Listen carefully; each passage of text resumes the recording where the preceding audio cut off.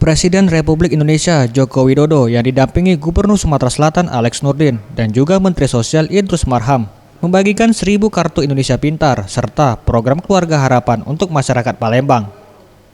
Pemberian KIP dan PKH ini langsung diberikan Presiden Joko Widodo kepada pelajar dan masyarakat yang menerima.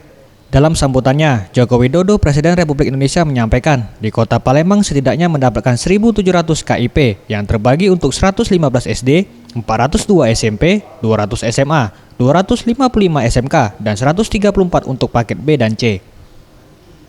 Untuk besaran dana yang diterima yaitu untuk SD sebesar Rp450.000, SMP Rp750.000, dan SMA SMK sebesar Rp1 juta. Kartu Indonesia Pintar ini yang SD mendapatkan dana 450.000, udah tahu? Ya, 450.000. Yang SMP 750.000. Yang SMA SMK 1 juta.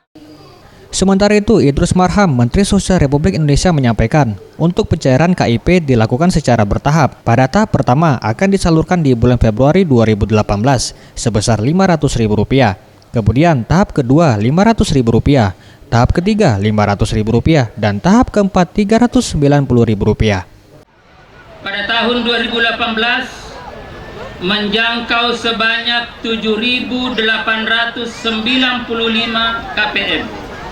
Dengan bantuan senilai Rp149.224.950.000. Tim Liputan, Sriwijaya TV.